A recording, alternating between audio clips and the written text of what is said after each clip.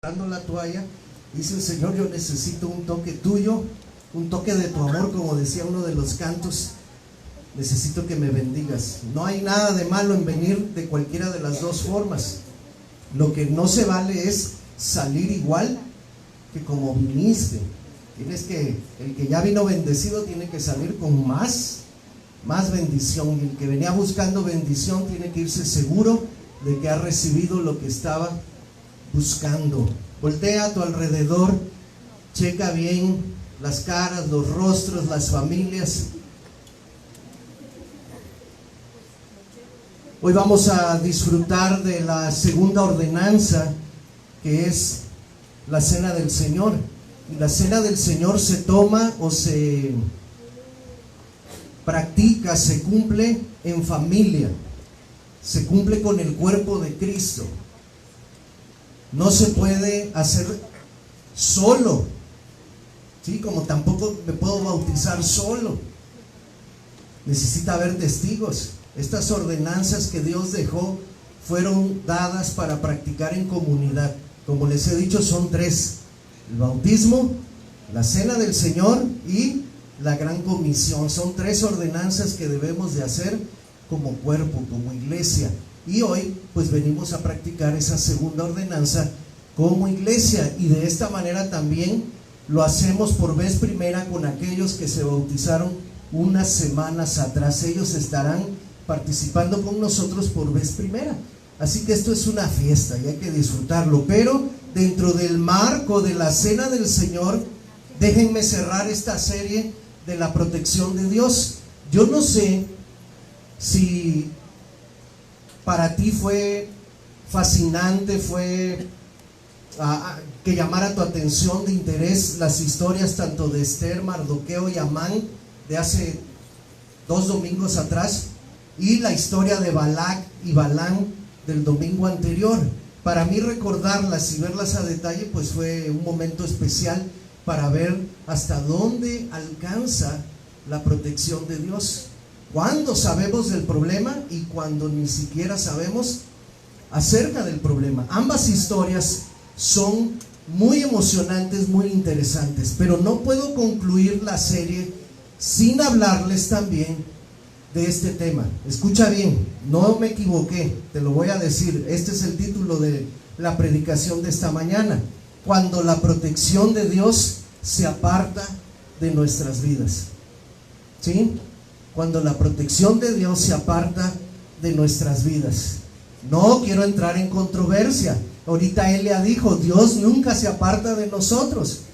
Y tienes que poner atención para que veas el contexto en el cual estoy diciendo esta frase, porque en la Biblia están registradas historias de cuando la protección de Dios se aleja, y hay 2 razones, o yo diría solamente hay 2 razones. Vamos a ver la primera. La primera es una razón totalmente negativa, y es por causa de nuestro pecado. Así de sencillo y así de simple. Por causa de nuestro pecado, Dios decide dar un paso al costado y dejar que las consecuencias de nuestro pecado nos alcancen toditito, sin ni una sola cobertura de parte de Dios. ¿Por qué? Porque Dios ha dejado sus reglas, las ha dejado por escrito. Gracias, Chava. Las ha dejado por escrito y las ha dejado allí eternamente en la Biblia para que no se olviden. Son reglas claras, simples, contundentes. Se las acabamos de leer hasta a los muchachos cuando hicimos la oración, ¿verdad? Decía: si tú obedeces mis mandamientos y los guardas, entonces siempre serás cabeza y no serás cola. Hay condiciones que Dios pone. Miren, la razón es el pecado, y las formas de pecar pues esas ya son ilimitadas, ¿no? La imaginación del hombre y las trampas del diablo son tan creativas que podríamos pasarnos aquí el resto de la vida citando todas las formas de pecar, pero yo solo quiero mencionarte 4. Número 1, la protección de Dios se aparta cuando dejamos que el orgullo rija nuestras vidas. Hay una historia allá en el libro de Crónicas, en el primer libro de Crónicas, capítulo 21, donde después de un tiempo, ya cuando David estaba asentado como rey, cuando ya había conquistado la mayor parte de sus reinos, dice que un día el diablo le tentó. Y ya ven que David le daba por tener sus ratos de ocio, donde cada vez que tenía un rato de ocio metía la pata, ¿verdad? Ya había pasado el asunto de Betsabé, y ahora en esta ocasión David también está tranquilo en el trono, primero de Crónicas 21, y dice que Satanás viene a tentarlo. ¿Y cuál era la tentación? La tentación era llenarse de orgullo. ¿Por qué? David dijo: a ver, ven para acá, Joab, tú eres el capitán de mis ejércitos, quiero que vayas por todo Israel y me censes al pueblo.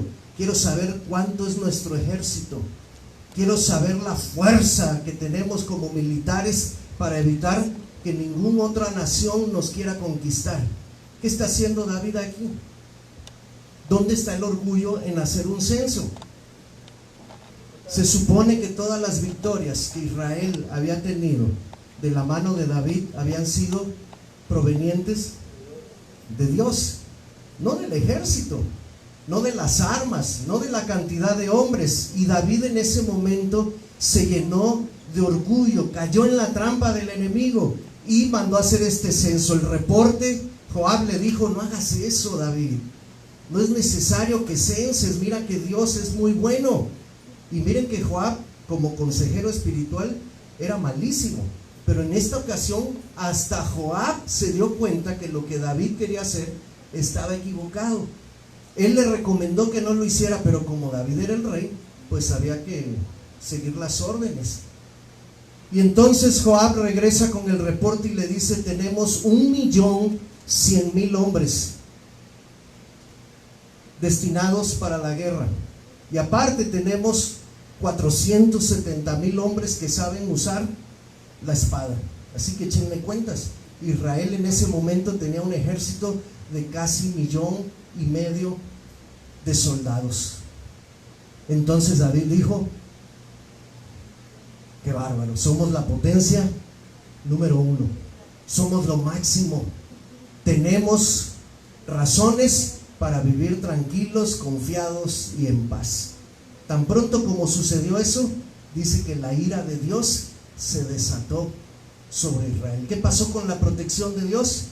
Dios dijo: ¿eso quieres?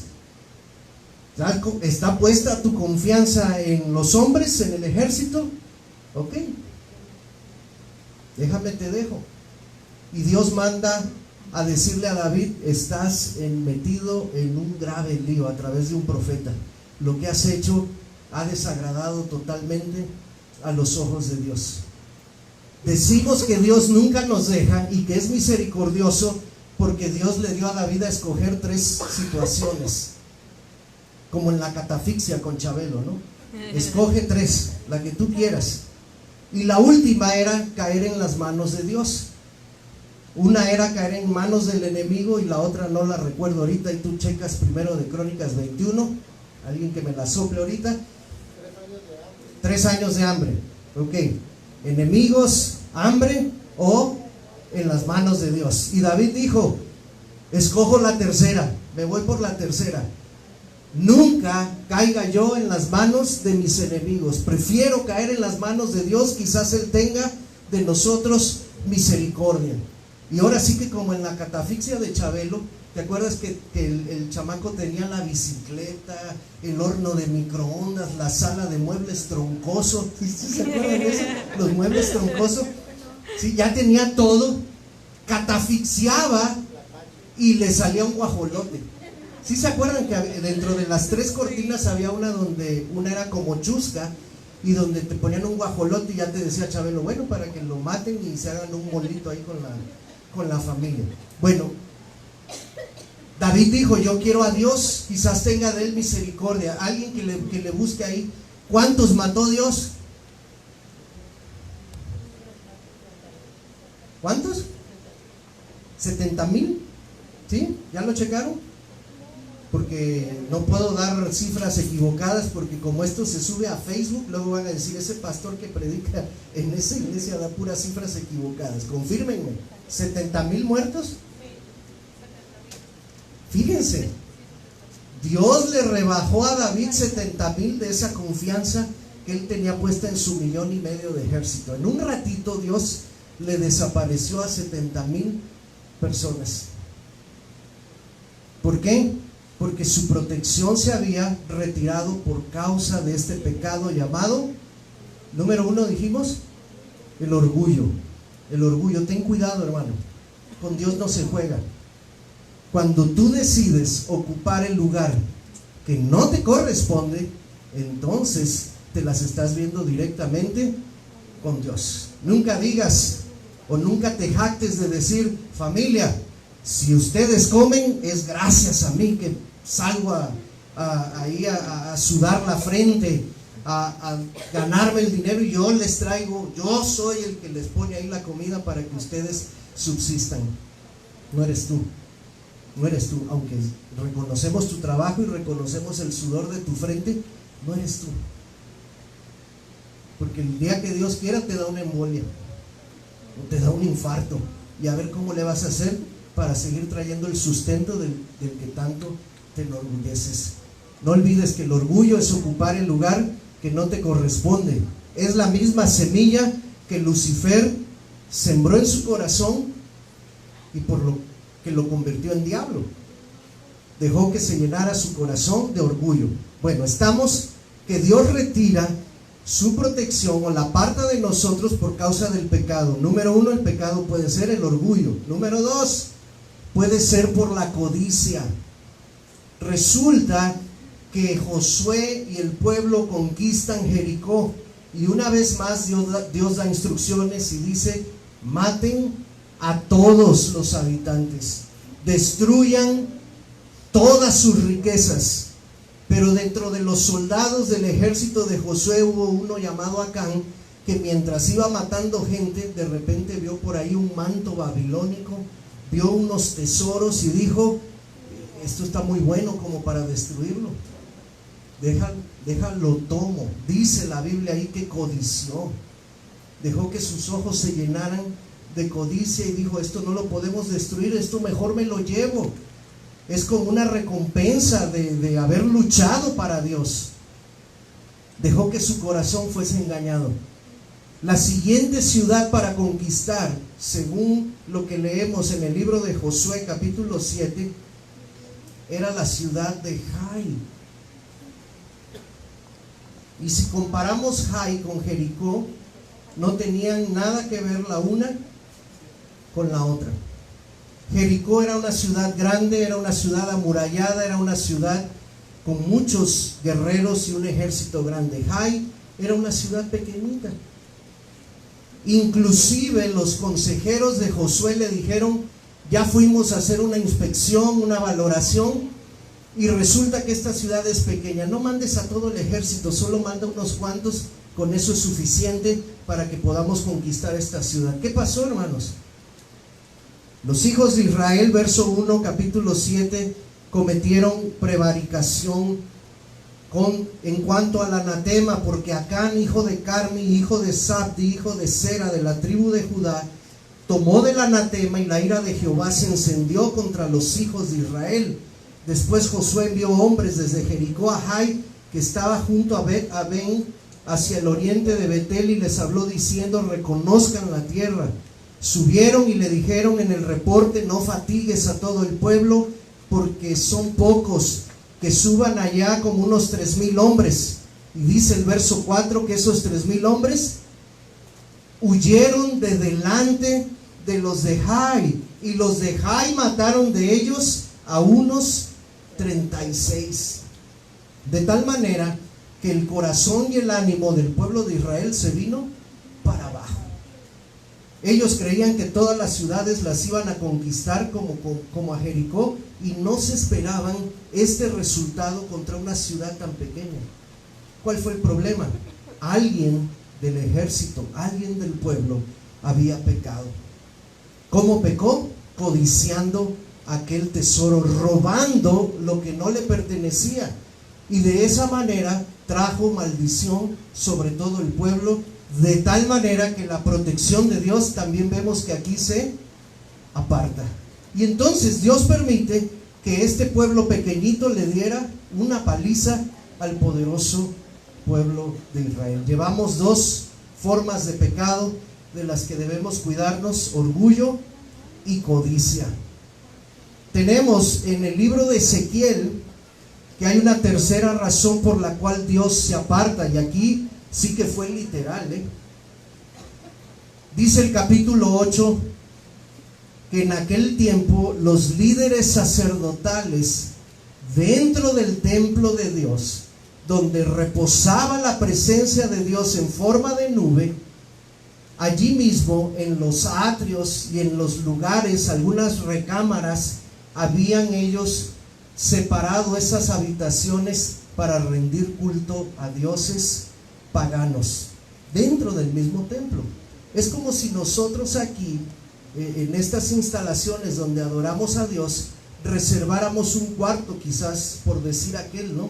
Y que en aquel cuarto tuviéramos imágenes, y los que quisieran pudieran ir a adorar a las imágenes en ese cuarto, al mismo tiempo que acá estamos adorando a Dios. ¿Y quiénes eran los que estaban encabezando esta rebelión de idolatría? Eran los mismos líderes. Los líderes eran los que les decían al pueblo: mientras unos aquí adoran a Dios, otros vayan acá con nosotros, vamos a adorar a los dioses de otros pueblos. Y tenían ahí los garabatos y los rayones, los dibujos, tenían ventanas que accedieran hacia el sol para adorar también al sol, y todo el mugrero que habían aprendido en Egipto y mientras habían pasado por el desierto con los otros pueblos paganos. ¿Qué sucedió aquí?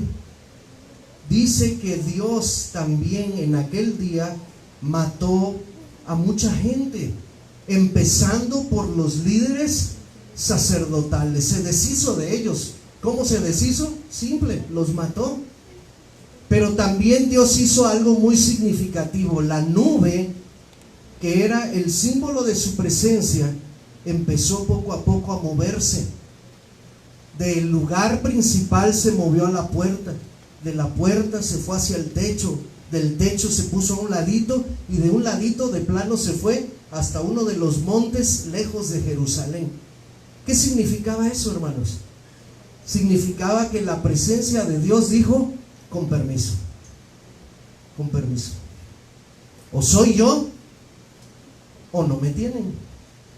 Dios es radical. Acuérdense que Dios es celoso, que Él no comparte su adoración con nadie más. No puedes estar jugando a que te adoro a ti, Dios, pero también adoro acá la imagen, y que también adoro mis pasiones. No se puede. O es Dios o es nada. O tienes todo de Dios o no tienes nada. Y Dios dijo: ¿saben qué? Con permiso, ahí se ven. Yo me voy a otro lugar porque ustedes aquí no quieren honrarme. Cuando la presencia protectora de Dios se retira, entonces Él deja que toda su ira venga sobre nosotros, todo su juicio venga sobre nosotros, y que todas las consecuencias de nuestros pecados las recibamos de manera íntegra. Así que Dios da el pago puntual por el pecado. ¿Vamos bien hasta aquí? La cuarta razón por la cual la presencia protectora de Dios se aparta de nuestras vidas es por nuestra desobediencia. Quiero que vayas a Deuteronomio 28.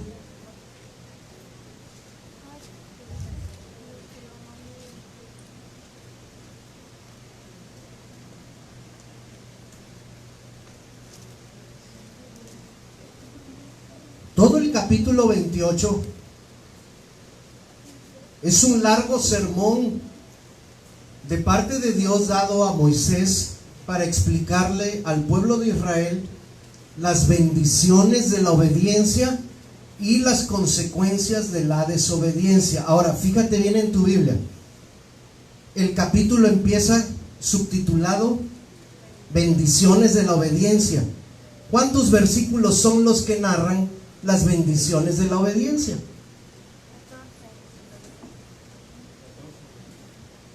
¿Quién dijo eso? 68 es todo el capítulo, pero ¿cuántas son las que narran solamente las bendiciones? 14 versos, donde Dios dice: si oyeres mi voz, si tú me obedeces, si guardas mis mandamientos, bendito serás en la ciudad, bendito en el campo, bendito el fruto de tu vientre, bendito el fruto de tu tierra, el fruto de tus bestias, la cría de tus vacas. Toda una lista que incluye 14 versículos. Pero después del verso 14, ¿qué subtítulo viene ahí en tu Biblia? Maldiciones o consecuencias de la desobediencia. ¿Observas cuántos versículos son? Desde el verso 15 hasta el verso 68. Y si te pones a leer una por una, te vas a dar cuenta que Dios es muy específico en las consecuencias de la desobediencia. Pero acontecerá que si no oyes la voz de Jehová para procurar cumplir con sus mandamientos y sus estatutos, vendrán sobre ti todas estas maldiciones. ¿Y qué dice allí? Te alcanzarán. ¿Y la protección de Dios? ¿Por qué no está la protección de Dios? ¿Por qué es que me voy a enfermar? ¿Por qué es que no me va a alcanzar para la despensa? ¿Por qué es que no me va a alcanzar ni siquiera la harina para amasar? Léanle bien, norteños, ¿sí? Vas a querer más taquitos y tu esposa va a decir: viejo, ya no te puedo hacer más taquitos. ¿Y por qué no? Porque ya se acabó la harina, ya no hay. ¿No dice así el 17? Maldito el fruto de tu vientre, maldito serás cuando entres y maldito serás cuando salgas. Y tú dices: ay, ¿por qué le pasó esto al hermano? ¿Por qué se accidentó y se murió en carretera? No sabemos. ¿Qué tal si andaba en pecado? La protección de Dios se había apartado. Por eso ya no podía entrar en vigor el bendito tu entrada y tu salida, porque Él mismo había acarreado para sí maldición. Y así tú puedes leer y leer y leer y leer, y te darás cuenta de que Dios es muy específico. La razón número 4, el pecado número 4 por el cual Dios aparta su presencia protectora, es cuando somos desobedientes, cuando sus mandamientos no les hacemos caso y nos olvidamos totalmente de ellos. Sería bueno darle una repasada al capítulo 28 de Deuteronomio, para que tú puedas ver todo lo que te estás perdiendo, quizás solo por desobediente. Por ahí hay una frase que dice que las bendiciones persiguen a los que son obedientes. La misma frase aplica para el desobediente, ¿no? Las maldiciones persiguen a los que son desobedientes. Y no solo te persiguen, ¿qué dice ahí? Te alcanzan. No nada más vas sufriendo porque dices: ay, ya viene ahí bien cerquita, sino que va a llegar el momento en que te va a atrapar, te va a alcanzar y te va a devorar por completo. Entonces, ¿estamos de acuerdo que existe una razón muy poderosa por la cual Dios retira su presencia protectora? Nos damos cuenta qué tan grave es cuando nosotros pecamos, ya sea por orgullo, ya sea por idolatría, ya sea por desobediencia o ya sea por codicia. Tengamos cuidado, revisemos nuestra vida. Pero hay una segunda razón por la cual Dios retira su presencia protectora, y esta no es en un aspecto negativo, esta es en un aspecto superior, podríamos llamarlo. Dios retira su protección cuando este retiro sirve para un propósito mayor. Déjenme explicar esto. Hay ocasiones en las cuales Dios permite que el mal nos toque o que el mal nos alcance no porque hayamos pecado, al contrario, sino porque le estamos sirviendo. Pero ese permiso que Dios otorga para que el mal nos toque y nos alcance es para que Él sea honrado y glorificado y conocido de una manera más grande, de tal forma que la gente alrededor termine diciendo: esto viene de parte de Dios, y a Él sea toda la gloria. Hay algunos casos ahí en la Biblia. El más conocido, Job, ¿no? ¿Dónde está el pecado de Job? ¿Qué fue lo que hizo Job mal? Realmente en el capítulo 1 y 2 no leemos nada acerca de Job, aun y cuando hay un pasaje ahí que dice que Job se levantaba y hacía sacrificios a favor de sus hijos, donde él decía: por si alguno de ellos haya pecado, yo estoy haciendo expiación, oración por ellos. Aun y cuando hay otro pasaje en Job que dice que Job tenía un temor por ahí de que algún día le sucedieran cosas malas. Pero en la realidad vemos a un hombre íntegro, a un hombre buscando de Dios, un hombre adorando a Dios. Pero resulta que Satanás se presenta delante de Dios y le dice, cuando Dios está presumiendo a Job, porque es Dios el que inicia la conversación, y le dice: hey, Satanás, ¿no te has fijado en la tierra, porque dices que andas rondándola? ¿No te has fijado en mi siervo Job? ¿Cómo él es íntegro de corazón? ¿Cómo él me adora? Y entonces Satanás le dice a Dios: pues claro que te adora, si le das todo lo que él quiere, lo bendices de manera abundante. Déjame tocarlo, déjame sacudirlo, y verás si no te maldice en tu propia cara. ¿Y qué dice Dios? ¿Qué hizo Dios en la historia? Recuérdalo, hermano, ¿qué hizo? ¿Le dio el permiso o no le dio el permiso? Sí se lo dio. Y ustedes dirán: ay, a ver, ¿qué pasa entonces con la predicación de hace 2 domingos? ¿Y qué pasa con la predicación del domingo pasado? Pues no, que Dios prometió protegerme. Sí prometió protegerte, y prometió no abandonarte si tú andas en sus caminos.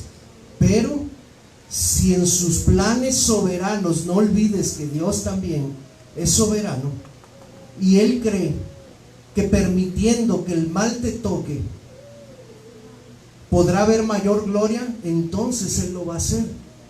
Y ni tú ni yo podemos levantarnos delante de Dios y decirle: hey, ¿qué pasó? ¿Cómo te atreves? ¿Cómo permites que el mal me toque si yo soy tu siervo? No podemos reclamarle a Dios en ese sentido. ¿Qué sucedió, hermanos? Tú sabes que a Job le fue mal, perdió ganado, perdió siervos, perdió bienes materiales, perdió a los hijos que murieron. Y luego vemos todo el libro ahí narrando las lamentaciones y los supuestos consejos de los amigos. Pero al final del libro, Dios honra a su siervo por permanecer fiel, y dice que Dios le regresó a Job, ¿qué? El doble de cada una de las cosas que él había perdido, de tal manera que hasta el día de hoy este libro nos sirve para darnos cuenta que Dios siempre es fiel. Si en algún momento Él va a retirar su protección protectora, es porque Él tiene un plan en mente que es mayor a ti y a mí, y que tiene como propósito darle la gloria a Él. Otro ejemplo está ahí en el libro de Juan, en el capítulo 11, con la historia de Lázaro, Marta y María. Esta familia era amiga de Jesús. Jesús los amaba entrañablemente. Por eso cuando Lázaro está enfermo, Marta y María mandan un mensajero para darle aviso a Jesús y decirle a él: hey, por favor ven, porque nuestro hermano está enfermo. Si tú llegas a tiempo, lo más seguro es que lo sanas. Pero tú recuerdas que Jesús dice: no me voy a apresurar, tengo una misión que hacer aquí. esta enfermedad, como dicen las palabras de Jesús, no es para muerte, sino para la gloria de Dios, para que todos reconozcan que yo soy su hijo, que yo soy su enviado. Así que Jesús demoró a propósito la visita a Lázaro, de tal manera que en el lapso de 5 días que Jesús se demoró, Lázaro ya había muerto, ya hasta lo habían sepultado, ya estaban hasta en los servicios funerales posteriores al entierro. ¿Saben por qué hizo eso Jesús? Porque Jesús quería que Lázaro estuviera bien muerto. La tradición judía decía que por 3 días el alma del muerto rondaba todavía, el espíritu del muerto rondaba por los lugares ahí espirituales, y que todavía en 3 días había oportunidad de que pudiera regresar al cuerpo. Jesús se tardó más de 3 días en encontrarse a Lázaro, de tal manera que cuando abrieron la tumba, o cuando Jesús pidió que abrieran el sepulcro, ¿qué fue la respuesta que le dijeron? Ay, Señor, ya no, porque hiede. Ya habían pasado los 3 días del embalsamiento que podía aguantar el cuerpo para que no apestara, y como ya se había pasado más de ese tiempo, la gente no quería abrir el sepulcro. Señor, apesta, ya está bien muerto. Pero Jesús demostró el poder de Dios allí, llamando a Lázaro a la vida después de 5 días de haber fallecido. ¿Cuál es la respuesta de la gente cuando ve ese acontecimiento? La gente en ese día, muchos se convirtieron y creyeron a Jesús como el Mesías por haber sido testigos de ese acontecimiento. Por eso es que Jesús dijo: esta enfermedad no es para muerte. Y tú dirás: Jesús se equivocó, porque Lázaro sí se murió, o sea, sí estaba enfermo de muerte. Pero él se estaba refiriendo a la incredulidad de la gente. Esta enfermedad va a servir para que la gente termine reconociendo que yo soy el enviado. Así que puedes ver aquí 2 historias, pero te tengo otra más. Dice el apóstol Pablo: nosotros, por la causa de Cristo, hemos sufrido azotes, hemos sufrido cárcel, hemos sufrido naufragio, hemos sufrido persecución, hemos sufrido desnudez, hemos sufrido hambre, hemos sufrido, ¿qué más? Tribulación. Y empieza a nombrar un montón de situaciones que tú dices: oye, Pablo era siervo de Dios. Pobre tipo, le fue como en feria. Sufrió de todo. ¿Dónde está la protección de Dios en la vida de Pablo? Quiero que vayas al capítulo 4 de 2 Corintios. Lo que Pablo escribe aquí es hermoso.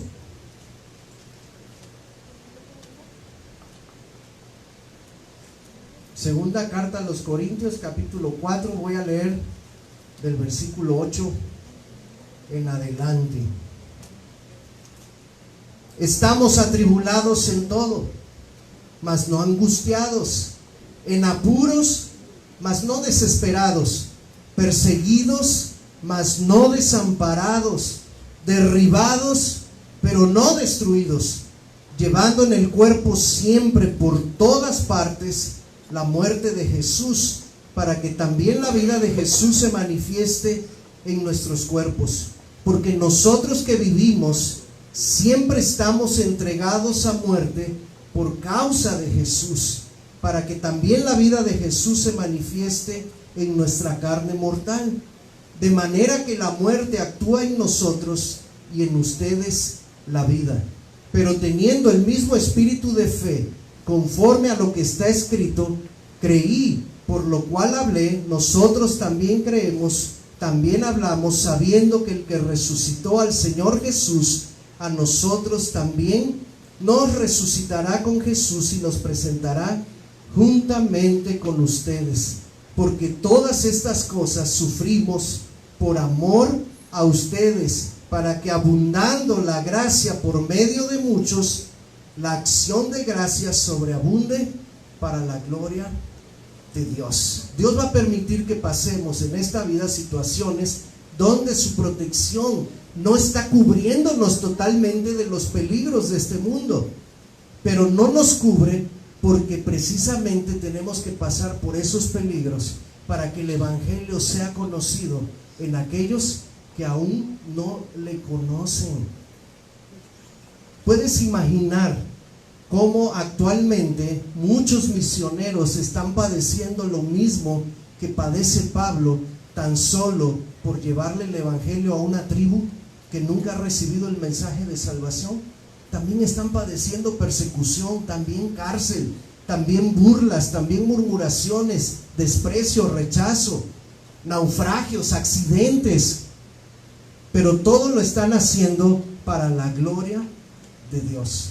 Y por último, y aquí es donde entra el contexto de la protección de Dios mientras vamos a celebrar esta segunda ordenanza. El último ejemplo es Jesús mismo. Mateo capítulo 26.